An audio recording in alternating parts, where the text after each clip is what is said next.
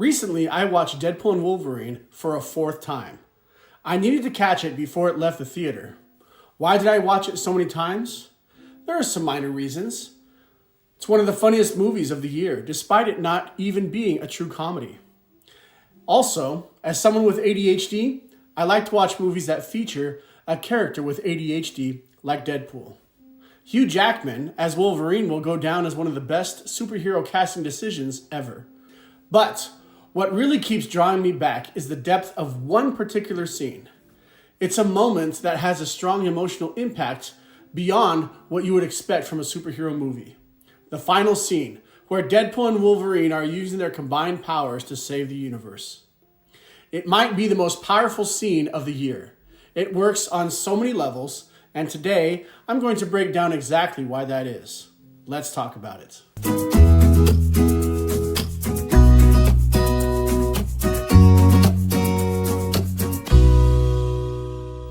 Before we get into why this scene is so impactful, let's clear a few things up about the movie overall. It's not the film that will transform Marvel's future, but does it need to be?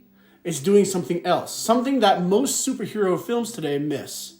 No, the movie is not transformative for Marvel. It didn't build on any pre-existing storyline, nor did it lead into a sequel. It was a standalone movie that exists on its own. It was fan service for hardcore Marvel fans of both the film and the comics. And the villain, Cassandra Nova, was out of this world powerful, who, of course, was a one and done like so many other Marvel villains. All of these things can be true, and the movie can still be great. See, what the final scene in Deadpool and Wolverine did was bring four elements together that are actually very difficult to do in any movie. It had a logical story, it had a relatable message, it had music that paralleled the story, and it honored the lore.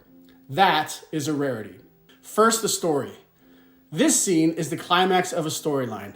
I'm actually not talking about the story between the protagonist, Deadpool and Wolverine, and the antagonist, Cassandra Nova. No, that was weak and contrived. I'm talking about the relationship between Deadpool and Wolverine, the other storyline. This was when they finally did something that only the two of them could do together. They spent most of the movie fighting each other and only begrudgingly helping each other. Deadpool kept talking about his educated wish, and Wolverine insisted on living in his misery.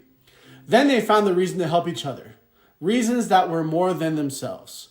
Deadpool fighting for his loved ones that he thought would die, and then Wolverine for the memory of his loved ones that he let die. Then, after finding their common ground and reasons to both trust and help each other, they climbed that story mountain and finally worked together. This final scene wasn't just about defeating a villain. It carried a deeper message about inner conflict and redemption, which also brings us to point 2, the message. Besides their conflicts with each other, they also had their own internal conflicts. Wolverine had his guilt for abandoning the X-Men. Even though we hear about the guilt early on in the story, we don't really learn of the source until the last act. It's interesting that the source of the guilt didn't matter as much as living with his guilt, because that is what people would relate to. This was something that haunted him that couldn't be taken away, and later in the movie we learn that it is this loss that actually shaped him into the individual who could actually be the hero that others needed him to be.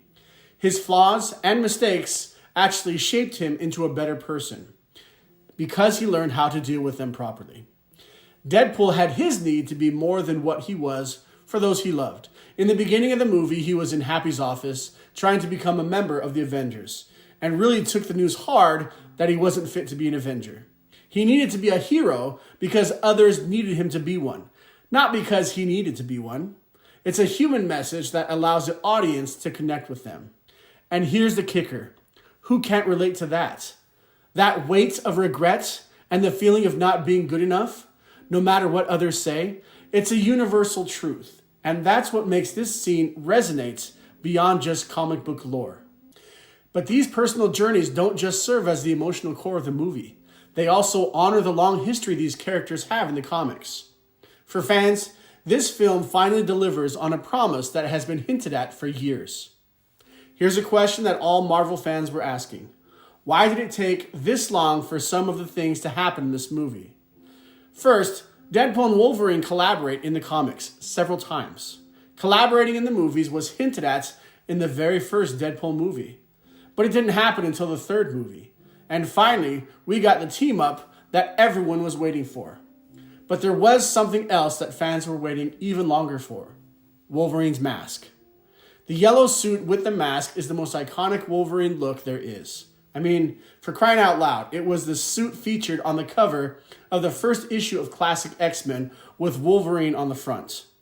Also, this is the 9th Wolverine movie. We even got to see Wolverine as Weapon X in a movie where all the actors except Hugh Jackman were already at their second version. Why did it take so long to give Wolverine his mask? Who really knows? But no matter the reason, all of that finally happened in this movie, the latter of which in the last act. You could make the argument that Wolverine finally putting on all parts of his suit is what really makes him embrace his full identity. But what really elevated this scene beyond just the story and lore was the music. It wasn't just background noise. The music told its own story, and it mirrored the journeys of Deadpool and Wolverine. This is the only significant scene in all of Marvel that had all three of the preceding factors, plus music that echoed the story.